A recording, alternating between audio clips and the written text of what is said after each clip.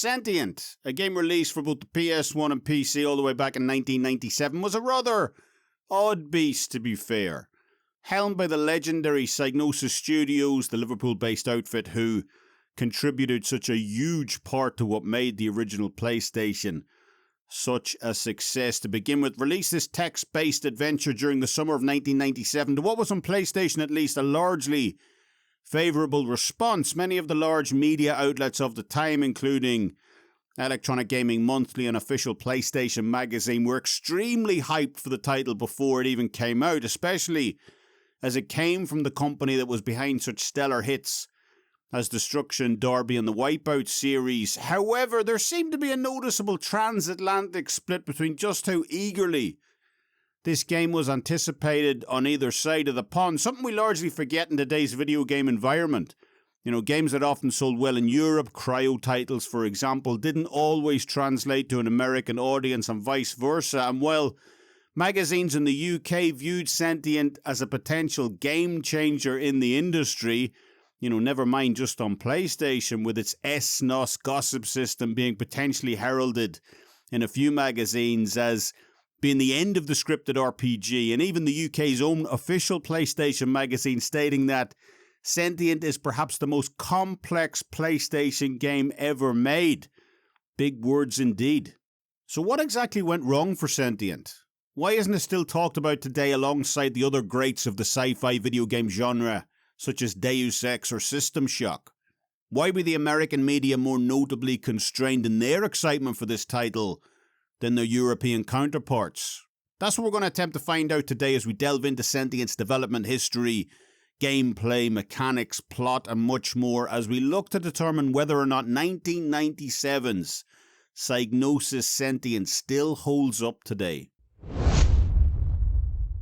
To answer that latter question about why exactly Sentient was so eagerly anticipated in Europe, yet, you know, while admittedly getting some coverage in the States, in the likes of EGM and others, you know, it was largely ignored in the US. It is advisable to go back and look at Psygnosis' record on the PlayStation in those early years, especially in the UK and Europe. I don't believe it's too much of a stretch to say that without Namco and Psygnosis pushing the PlayStation during those initial months of its life, we could well be looking at a very different history in regards to the console market today, long before the likes of Square, Polyphony Digital, and even Capcom weighed in with their respective heavyweights. It was the likes of Tekken, Ridge Racer, Wipeout, and Destruction Derby that really propelled the PlayStation out to an enormous lead over Sega and Nintendo during the mid-1990s, especially with that infamous price slash as well. $2.99. In fact, Psygnosis were so successful for Sony, who had bought them out in 1993, they accounted for an absolutely mammoth 40% of all PlayStation's game sales in Europe during that opening year.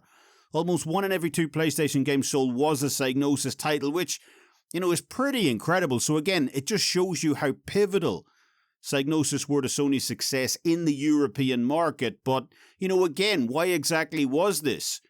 I would say for a couple of reasons. Firstly, the brands that Psygnosis were a part of were, you know, already incredibly well established in Europe. Formula One, for example, while, you know, it has become more of an American pastime over the last few years, you go back to 1997 and it was almost exclusively a European sport. You know, F1 97 in particular sold an absolute ton of units for Psygnosis over in Europe. Did pretty well in America also, but, you know, it stayed at the top of the gaming charts for absolutely months on end in the UK, at full price no less, despite strong competition from other titles, and arguably then did even better again when it went to platinum.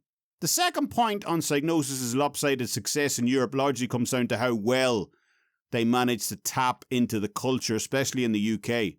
By and large, and this is perhaps a generalisation to a degree, but the PlayStation was largely marketed in the US to a kind of edgy teenager crowd. Extreme Sports, which sold extremely well in the States. I believe ESPN Extreme Games was the best-selling PlayStation title of its launch year.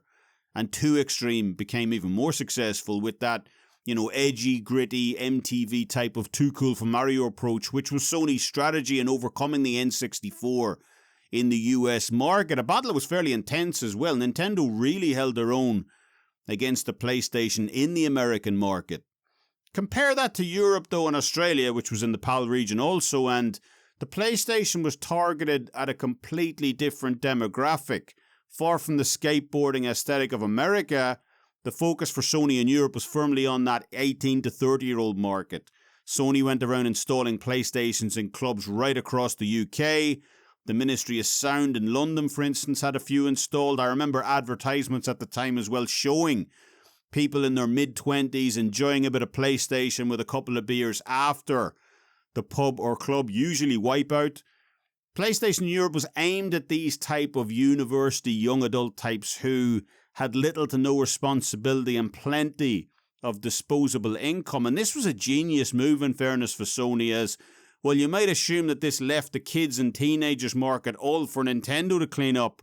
You know, nothing could be further from the truth.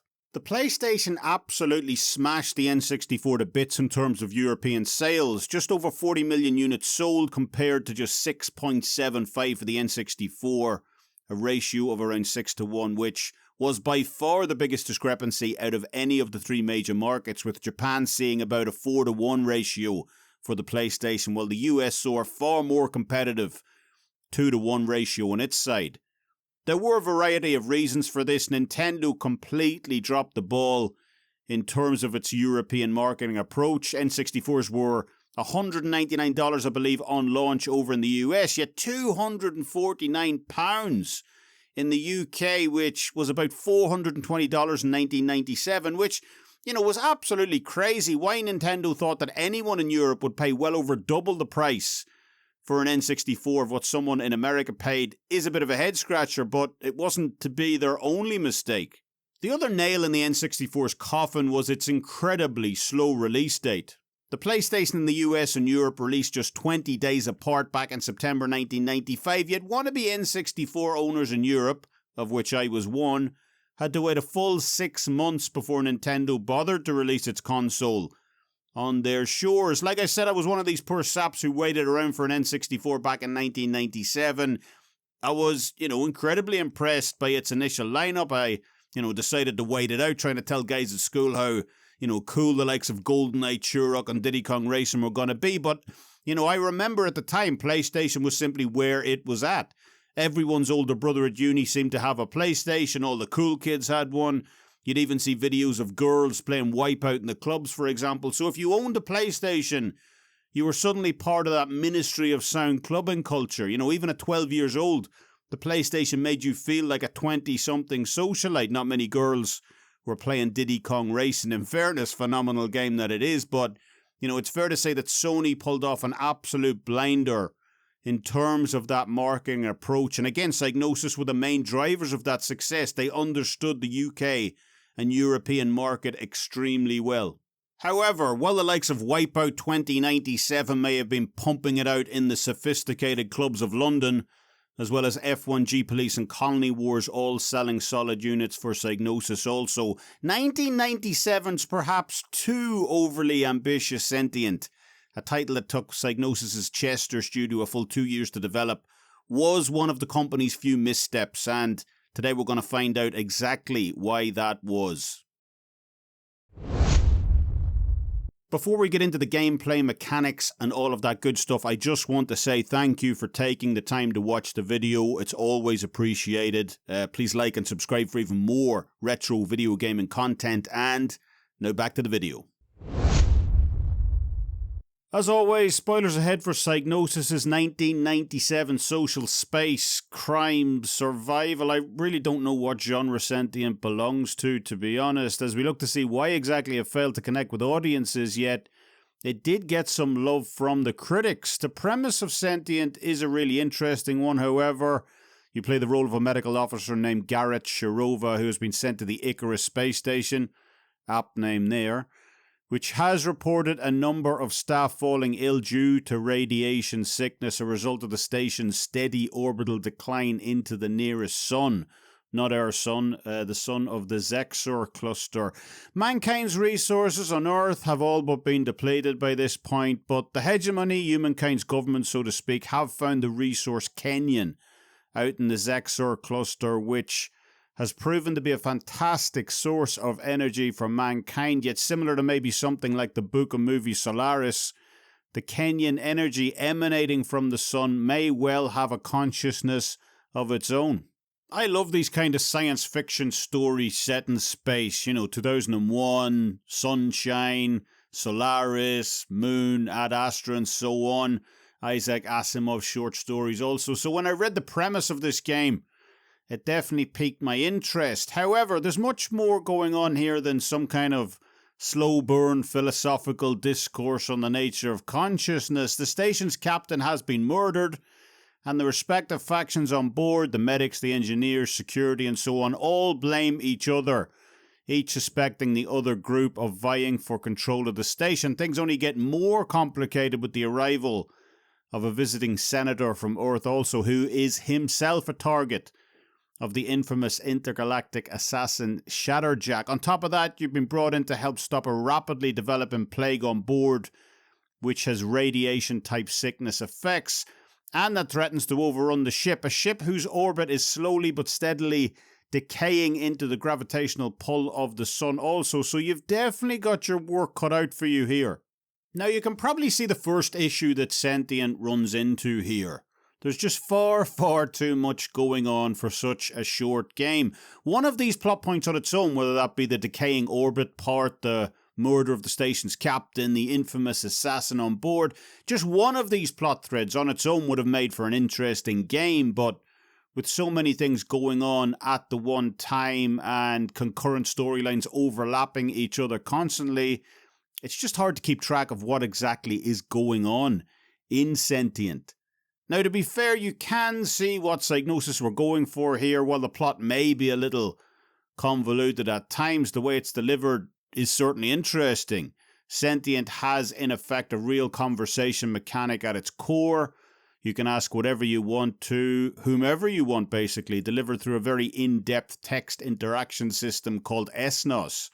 Pompey Studios, who collaborated with Psygnosis' Chester studio on the game's development, stated that the title's Gossip and Information Transmission System, its official title, was incredibly unique and would effectively have two NPCs at any given time talk about events that were currently happening on the ship, something which the player could then follow up on if they happened to be within earshot. Whether the mechanic is quite that deep remains to be seen, but it certainly feels like a living, breathing, immersive mechanic, as NPCs wander around the various floors and levels of the ship at will. Like an engineer will travel to the medbay if he's feeling sick, for example, or he'll go and repair a broken conductor in the engine room, travel to research and development to discuss his findings, go to the canteen for lunch and so on. And while what I'm saying here may seem a little far-fetched for a game released in 1997, this is the reason why it got so much attention in the European press prior to its release, as potentially being the most ambitious and complex title, ever to be released on home console. And I can honestly say, after playing it through twice no less, while I don't know what the exact script is concerning the various NPC schedules in game, whether they're allotted a certain amount of rooms to travel around in or whatever, I can say that it certainly feels like they had their own level of autonomy and freedom within the game. NPCs will wander around the hallways of the ship, in and out of rooms. They'll visit the various floors and levels of the ship as well, provided if they have clearance or not. And if they tell you they'll meet you at a certain place and time and you take too long to get there, they'll simply go and do something else. Their script seems fairly loose overall, and in order to test this out, there was a point near the start of the game where you're supposed to wait for a Dr. Lovey to arrive in one of the med bays, and I played this section through twice during, both of my playthroughs, with one of these scenarios seeing her arriving roughly 30 seconds or so after I was due to meet her, and the other one seeing her arriving a full 5 or 6 minutes after the fact. A pretty huge discrepancy in terms of video game routines.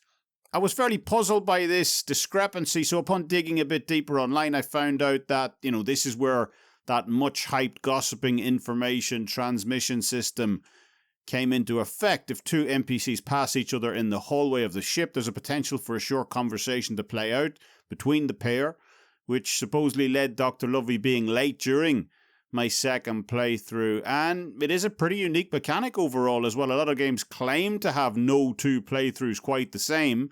Sentient actually lives up to that billing with that pretty revolutionary S-NOS system at its core. Laying out all of these facts for this review, the decaying space station, the assassination of the senator, the captain's murder, on top of what is a fully fleshed out conversation system that actually forces you to use deductive reasoning in order to forge a path ahead, hunting for clues, eavesdropping in on conversations and so on. I mean, on paper, this game sounds absolutely fantastic, well up my alley at least, and was largely the reason that I wanted to play through it for this review. However, you quickly realise upon playing through Sentient that while its storyboarding and mechanics all sound brilliant on paper, there's a reason that we haven't seen anything quite like this since. Most reviewers stated after its release that the title suffered from being overly ambitious, but I don't believe that's its only problem here. I just think it's more to do with Sentient systems not meshing together particularly well, especially in terms of being a video game. You have about 4 or 5 hours in this game to solve everything. That's the radiation sickness on board, fix the thrusters to avoid crashing into the sun, get to the bottom of the captain's murder, find the assassin, and so on. Real time, that is. And while that level of pressure definitely adds a certain intensity to the game, it's a design choice that arguably frustrates more than anything else.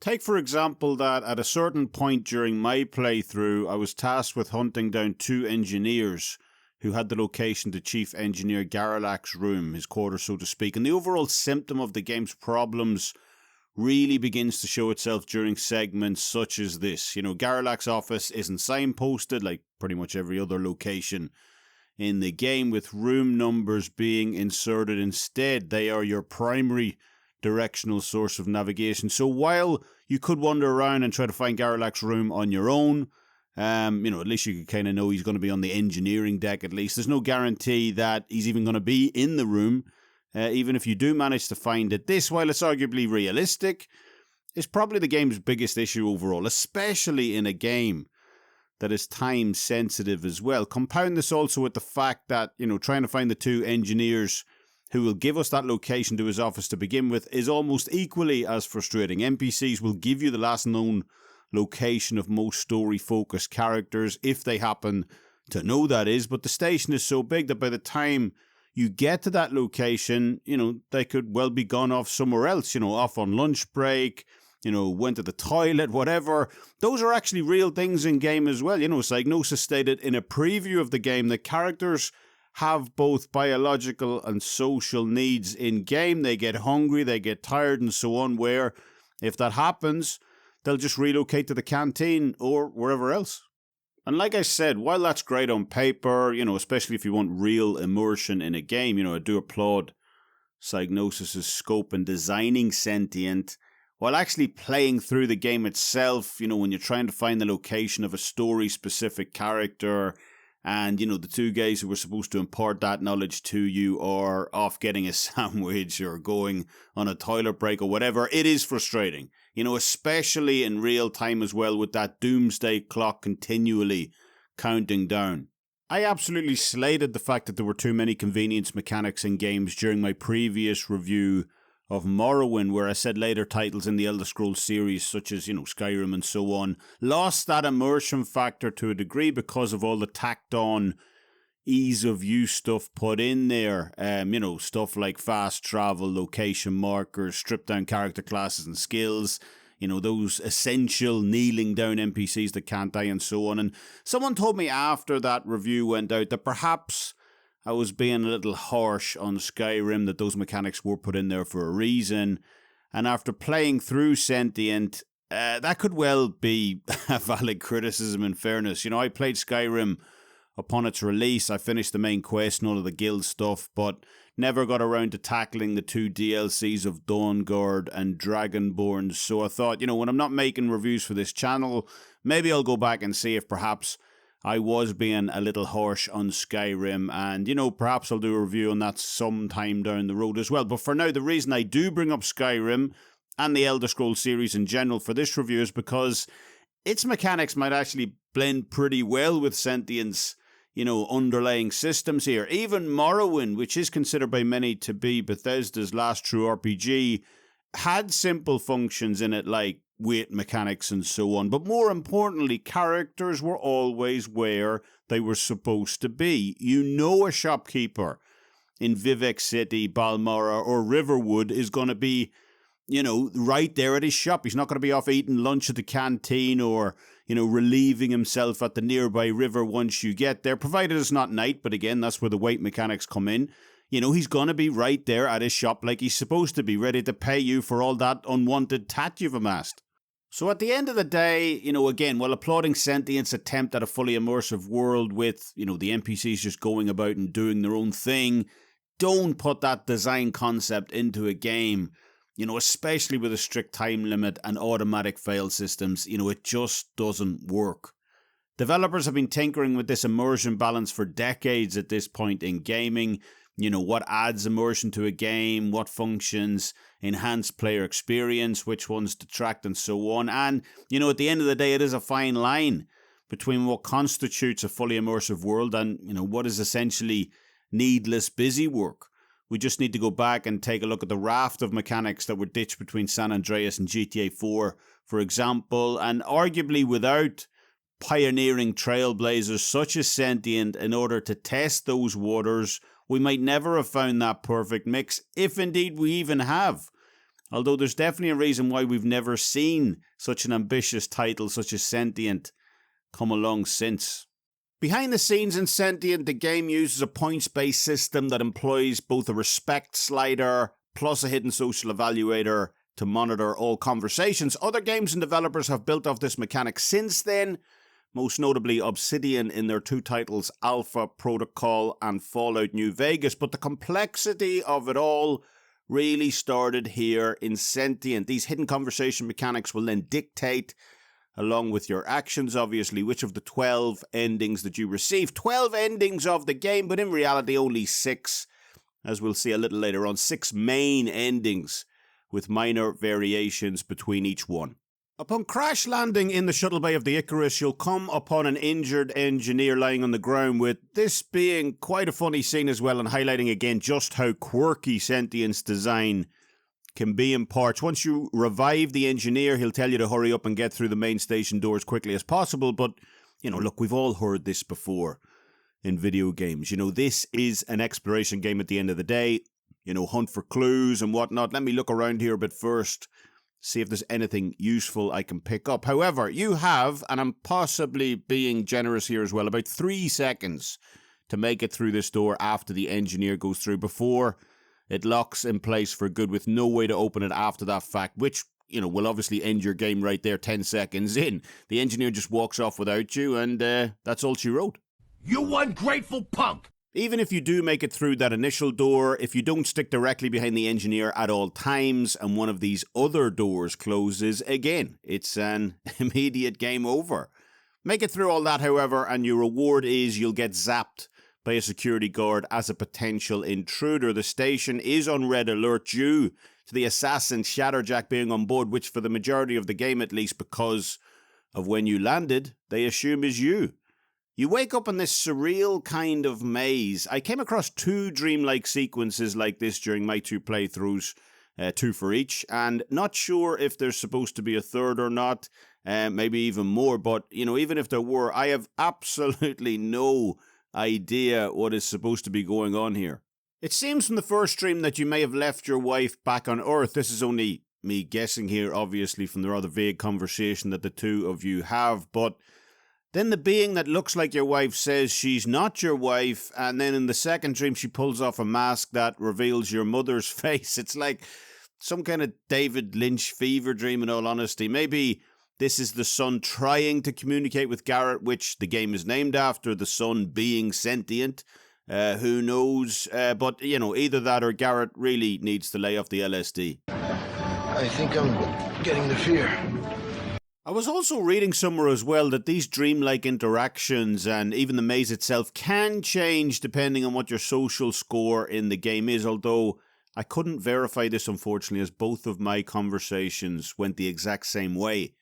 Once you're back in the land of the living, it's really up to you to prioritize which of the game's many tasks that you wish to tackle first. The security personnel on board will be fairly hostile to you for the majority of the game, as we mentioned, because of the time that you landed on the station, with the captain dying and the mysterious Shadowjack aiming to eliminate the senator as well. Until you can clear your name with them, they're going to finger you as the likely assassin, so it's definitely something to keep an eye on. The captain's murder itself is another subplot of the game. Shadowjack was only reported to be after the senator, so getting to the bottom of that mystery also presents a path forward as well. Your third option, is your primary goal in game. However, you were brought onto the station as an assigned medic, after all, with the explicit purpose of trying to cure the plague and radiation sickness on board. But the quest that arguably takes the highest priority here, just as in real life obviously, is the orbital decline of the ship, as, while solving the captain's murder, catching the assassin and curing the plague are all well and good, if you don't find a way to stop the ship crashing into the sun, then it will all amount to nothing. The game factors this in as well, with 5 of the 6 main endings of the game all revolving around the fact of whether or not you manage to save the station from disaster. So in effect, while you can freely choose your own path forward and goals to start the game, solving the orbital decline should likely be your first priority. The game does offer you a difficulty slider as well before you start the game, with how quickly the disease spreads, how much information characters are willing to divulge to you, and also how close to catastrophe the ship starts out at as well. It might be worth toning these down for your first playthrough as well. You'll quickly get used to the overall layout of the ship after a while. Upon first starting the game, the various intersecting corridors and multi-level design of the ship can be quite confusing, and as the clock is always ticking behind the scenes, giving yourself a bit of extra wiggle room is never a bad thing. At least don't be like me anyway. I went into this game completely blind and was initially even unaware of the countdown mechanic behind the scenes. So I was basically doing stupid shit during my first playthrough, like throwing myself into this force field here just to test whether or not it would throw me across the far side of the room, like the guy said it would.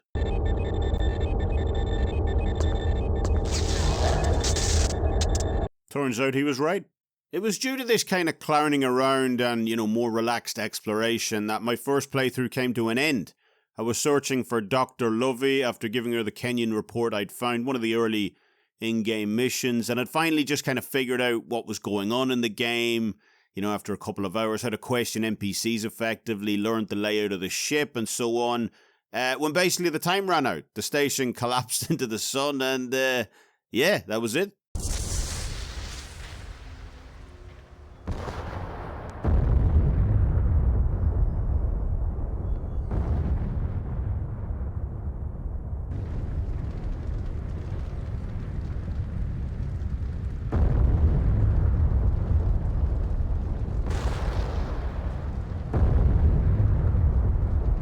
This game certainly doesn't mess around when it comes to the pressing nature of your quest. On my second attempt, however, I was a lot more dialed in.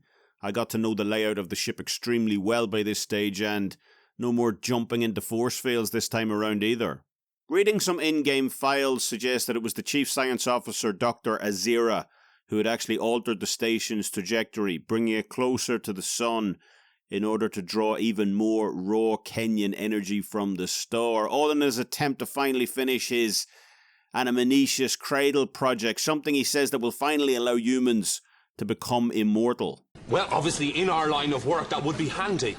One of the cool things about these interactions is how the facial animations change depending on what the mood of the NPC is. Dr. Azira, as well as every other character in-game, will sneer, they'll become delighted, even scowl and anger at you depending on what information you present them with. You can threaten Azira at this point, informing him that you now know about his plan and will report it to the relevant authorities on board if he doesn't correct course, whereby he gives you an orbital disk with the correct coordinates on it in order to realign the ship and thereby save the station. Another little cool feature about this conversation as well was when I accidentally hit show Azira the proof instead of tell Azira that you have the proof. Very, very different outcomes, as if you show Azira the proof, he just says thank you very much, pockets the incriminating evidence, and continues on. Oh, I fucked that up. There can be some pretty spooky shit going on board as well. While walking through the cramped hallways of engineering especially, with each specific deck having its own colour glow, I often heard footsteps behind me only, to quickly spin around and find no one there.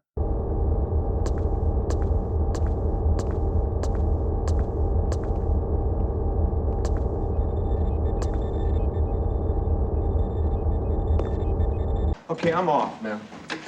With the ship supposedly now out of harm's way, I went after the plague next with some kind of out-of-control biomass growth, looking like the main culprit with it currently infecting the halls of Geodome. Geodome Level 2 has been cordoned off to non-essential personnel when we get down there due to the outbreak, so we're forced to go and find ourselves a radiation suit in order to fool a nearby security guard into thinking that we're one of the cleanup crew. Probably one of the most bizarre interactions of the game takes place at this point, with you engaging in a full-on conversation with an old grandma security officer in the shower while she's fully clothed. Small mercy there at least. It's all rather peculiar, but, there is a certain charm to it nonetheless. Getting up to Geodome Level 2 has us giving the pesticide to kill the growth to a man named Gunny who, I'm not sure if he's already been infected or not, but, damn, that face. You're ugly! I knew my time was tight at this stage of the game as well. The game will give you some indicator of potentially how much time you have left by random explosions taking place, lights flickering around the station and so on. And this was happening to me once again right around this point of the game, and I still needed to find out who the assassin was as well as get to the bottom of the captain's murder. Also, I tackle the latter of these two tasks. First, speaking with the on-station AI and giving it the correct password will allow you to access its security files, one of which shows the lovely Dr. Lovey who we met previously. Nice data points. Cavorting with the chief security officer Ramin Jarrell, who we saw back at the start of the game, talking with the senator. The captain seems to have walked in on the pair during a rather romantic encounter, did what any husband would do in that situation and attacked Jarrell, who then killed him, with Jarrell attempting to then cover the murder up via a high security data file. Once we get the hard copy of this evidence, there's really only one person to take it to, that being the senator, who is probably the only person on board who is in a more senior position than the chief security officer, especially now that the captain is dead. It was while taking this information over to the senator that a ship-wide emergency message went out for the arrest of Chief Engineer Garrit, plus a few of his officers as well, for murdering the captain. Perhaps after I downloaded the information, Jarrell somehow got wind of it, tried to cover his tracks yet again by accusing the engineering officer. Not exactly sure what happened here, but again, I was fairly impressed with how the game reacted to these kind of events. I thought Jarrell trying to get on top of things by pinning the captain's murder onto Garrit was smart. However, it is all in vain, as once the senator's been informed of what actually happened concerning the murder, he assures us that Jarrell will face the full brunt of the law. With that quest wrapped up, it's off to finally try and hunt down the assassin before he can strike, but before we can do that, we get called back to the central hub of the station AI, who informs us that the ship has been receiving strange transmission codes and messages from the center of the sun, although as of yet we still don't know what they say. After another bit of running around in which we translate the codes into Braille, Susie, the on-station AI, states that the message is broadcasting a warning, namely that the ship is, once again, about to crash into the sun. Turns out that the coordinates we received from Azira earlier were bogus. He had no intention of giving us the real coordinates to divert the station away from the sun, as he wanted to continue to harvest as many resources as possible for his pet Anamnesis Cradle project. This information about the ship's continued orbital decline can also be presented to the Senator, who will order Dr. Azira to be arrested on the spot. But whatever you do, it's got to be quick, as Susie informs us that the station needs to be saved immediately. This was my ending of the game, my second one at least, which I believe is called the Deciphered Communication ending. This particular ending sees Garrit and Susie work together to successfully pilot the Icarus away to safety, although all at the expense of the assassin getting away.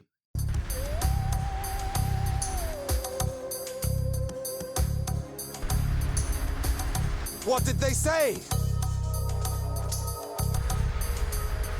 Susie, what did they say? Decoding, decoding, decoding, decoding. Come on, damn it. Friend! Friend! Friend. They signaled friend. Dressed as overcoming gravity.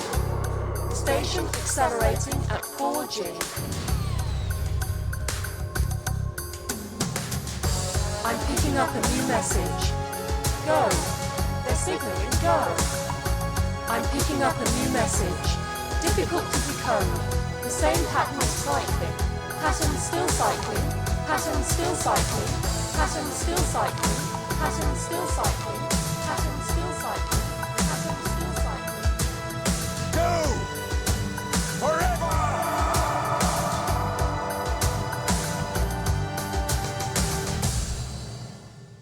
I'm confused.